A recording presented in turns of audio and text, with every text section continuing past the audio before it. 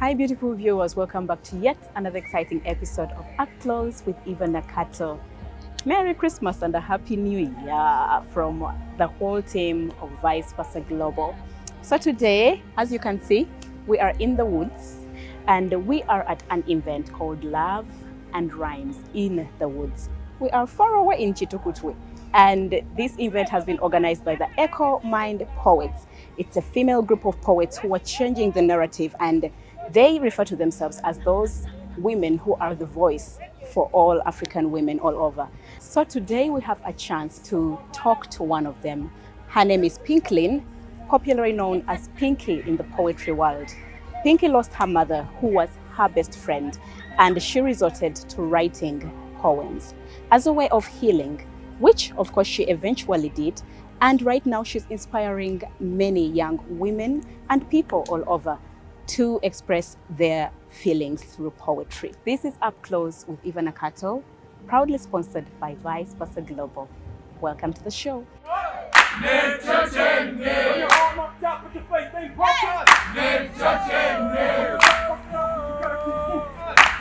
One in the wrong places, just fighting all wrongs, but you feel because nobody's there. Real men are scarce. Most are perverse. Maybe someday, real men will fall from heaven like manna, we pray. Thank you. Hi Pinkie. Hi Eva. Welcome to the show. Thank you so much for having me. Yeah, so tell us who is Pinkie? Well, Pinkie is a poet. My actual name is Kwetsiga Pinkleen. I inherit from Bara. I'm the last born, I could say, of 4 kids. And basically that, I think, yeah. So what was your inspiration to joining poetry? It goes back to 2018 when I lost a mother. It so happened that I joined a secondary school. It was a single school. So of course, being like a favorite of a mother, and you know, you're clinging to all the love and everything, I was kind of reserved, like I didn't have to talk to everyone because I would only talk to her. So a time came and I was feeling lonely. Every time I wouldn't like concentrate a lot in class. So I started writing little words. I didn't know what poetry was at all. Started writing small words, writing to her letters. So later my literature teacher actually came across my book. And she's like, wait, what? You write these things? I'm like, yeah, why? She questioned me and then I had to explain. And what were you writing about?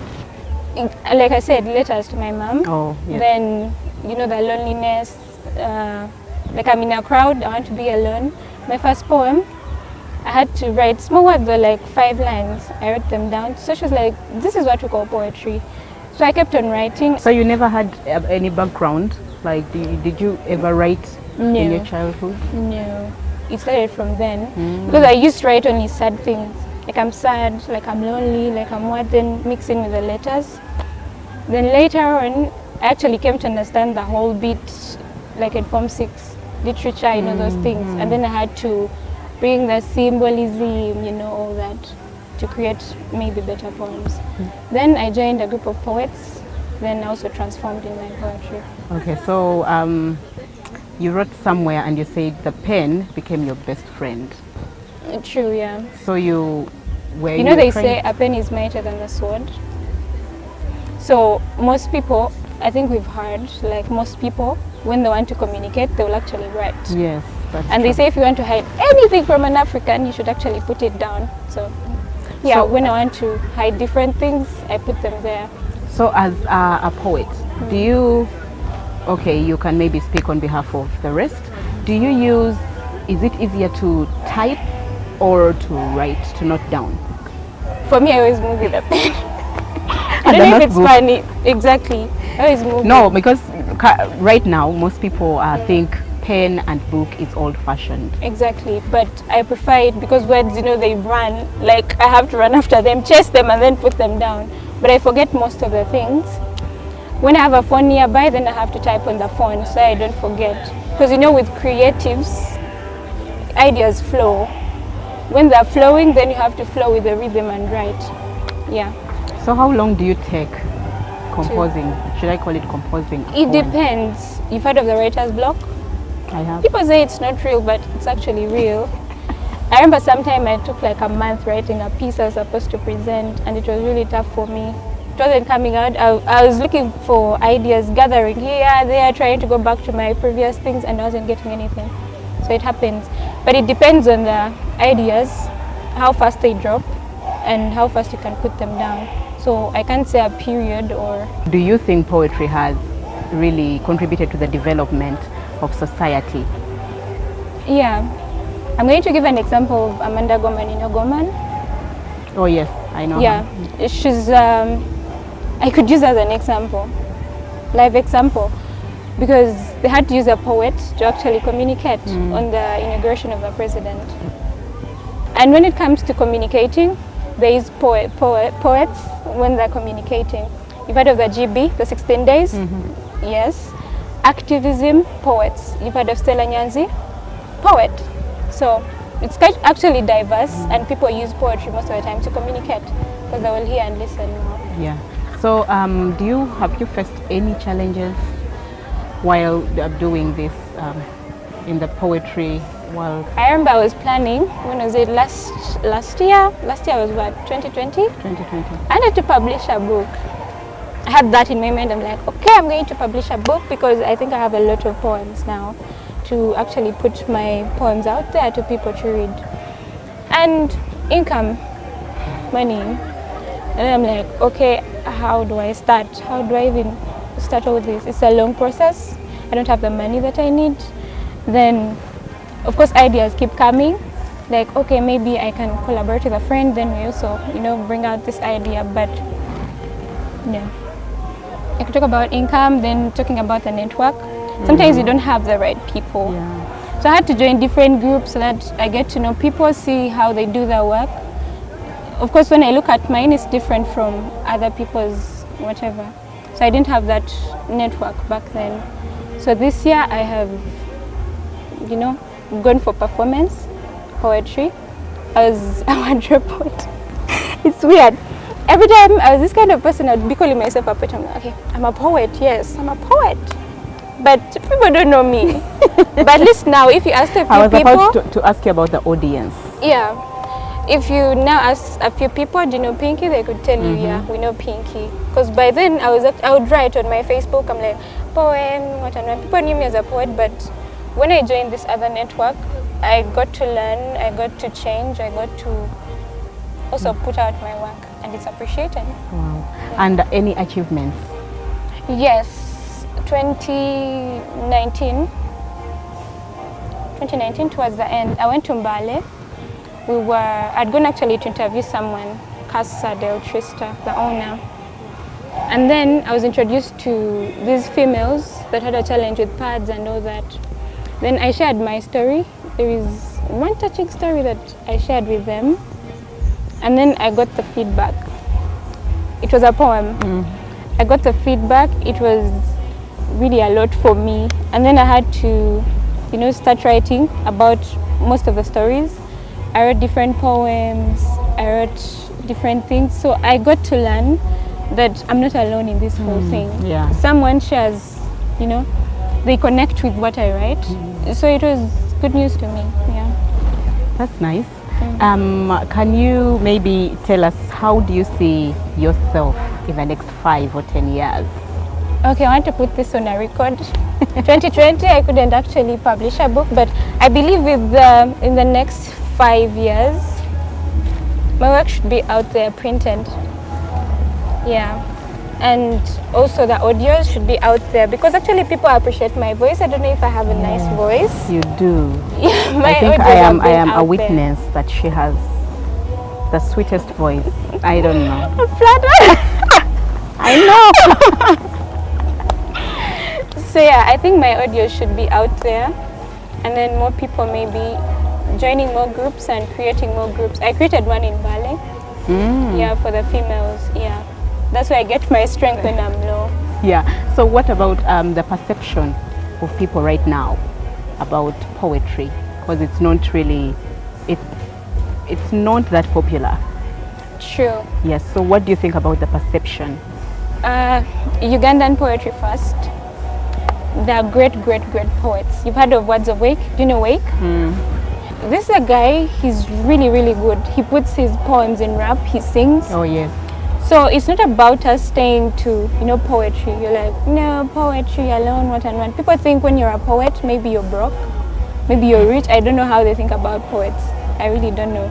But I really think if we diverse into different things, Wake sings, Wake raps, Wake does almost everything. There is Sebolule. He uses different languages. Yeah. So it's not about us sticking to one language. Or maybe if we could do, poets. There is someone who was talking on Twitter. I remember some tweet. He said, stop writing about love.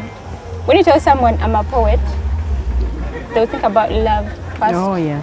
That's how they look at all poets. They're like, so you're into love.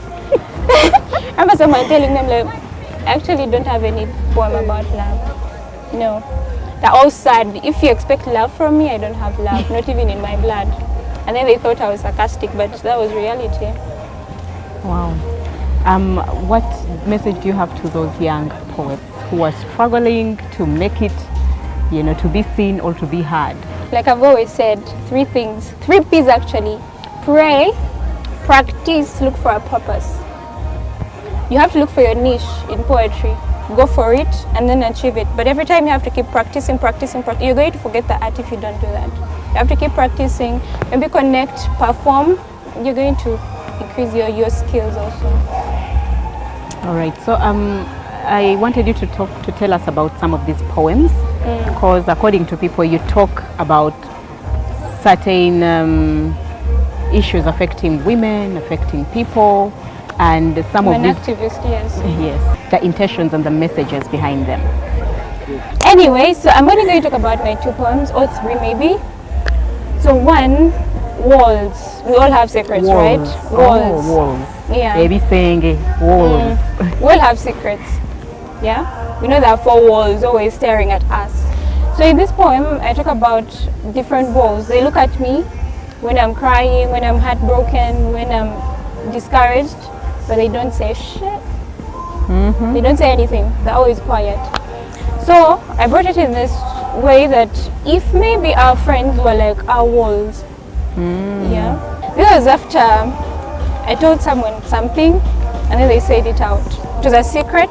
I was hurting at a point, and then I talked to someone and like, you know what, I'm feeling this and this, and then she had to start talking. So yeah. So you just need that person to listen.